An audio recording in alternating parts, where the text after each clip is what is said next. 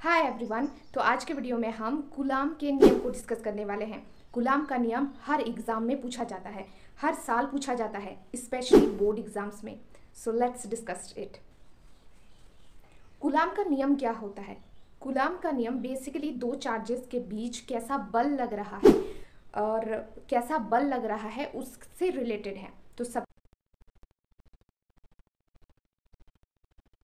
तो आइए देखते हैं इसका स्टेटमेंट।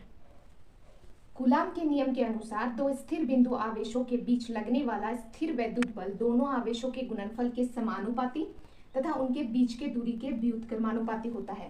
अब आपके पास दो टर्म है, एक समानुपाती और एक व्युत्क्रमानुपाती। आइए समझते हैं। अगर F समानुपाती हो कोई भी क्वांटिटी K सपोज, तो ये हमारा सिंबल क्या है? समानुपाती का। ठीक है, इसका मतलब क्या होता है कि अगर F का मान बढ़े तो K का मान भी बढ़ेगा।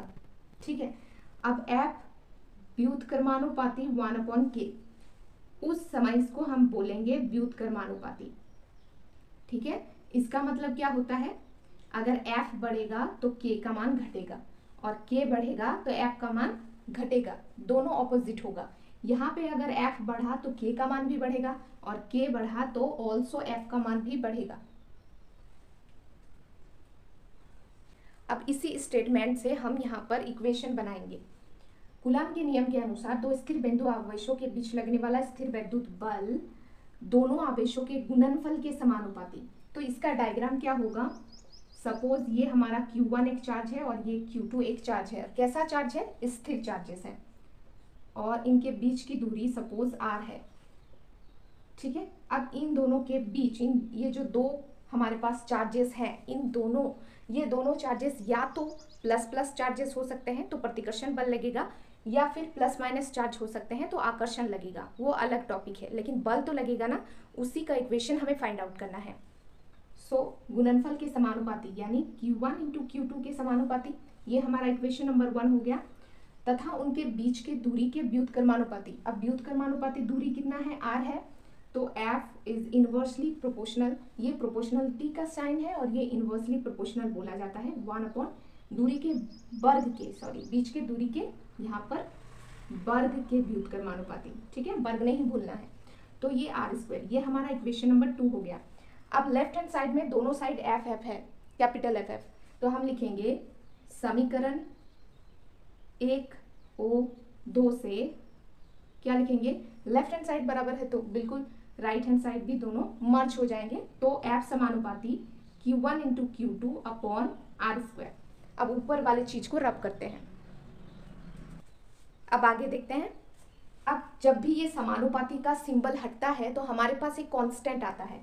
तो F equal to K Q1 into Q2 upon R²। यहाँ पे समानुपाती का सिंबल हट गया, इसीलिए यहाँ पर एक समानुपाती का कांस्टेंट यानी समानुपातिक नियतांक आया। तो हम लिखेंगे जहां K हमारा क्या है?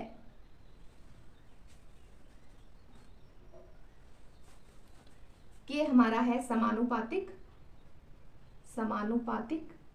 स्थिरांक। तो ये हमें मिल गया कूलाम बल।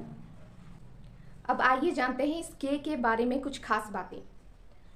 K हमारा समानुपाती स्थिरांक है। K इक्वल टू होता है 1/4 पाई एप्सिलॉन नॉट, इसको बोलते हैं एप्सिलॉन नॉट।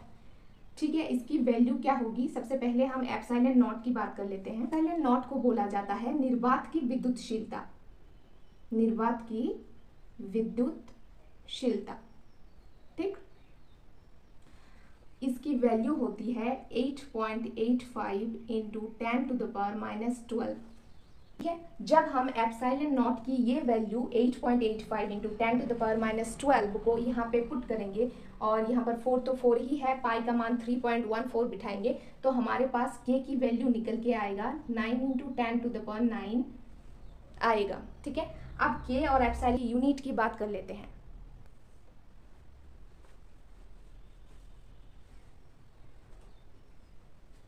अब चूंकि हमें पता है F is equal to K into Q1 into Q2 upon R², हमें K की यूनिट चाहिए। तो ये क्या हो जाएगा, ये मल्टीप्लाई हो जाएगा, K Q1 into Q2 is equal to F of R square.